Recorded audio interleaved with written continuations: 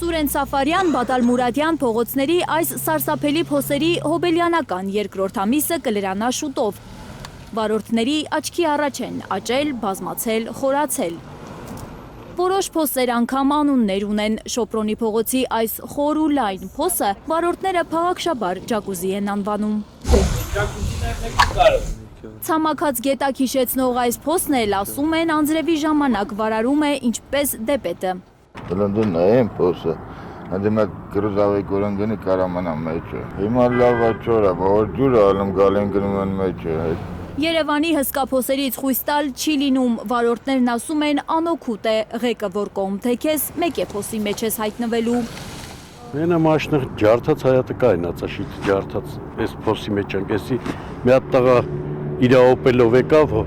ավազը մեջը բարձած, բերեց լցեց փոսի մեջ, հանդեր երգիր է էլի։ Փոխքաղաքապետը խոստովանում է, թերացումներ եղել են փոսալեցման աշխատանքներում, բայց ոչ իրենց մեղքով, շինարարներն են մեղավոր։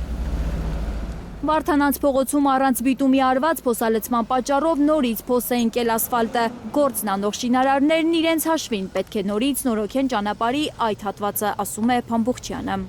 Փոսանորոգման աշխատանքներ են անում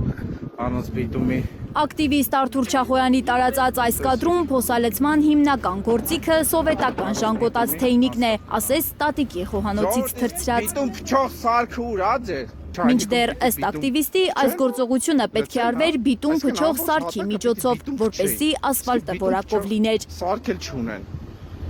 Բայց ոչ սարքը կա, ոչ էլ նորմալ բիտում։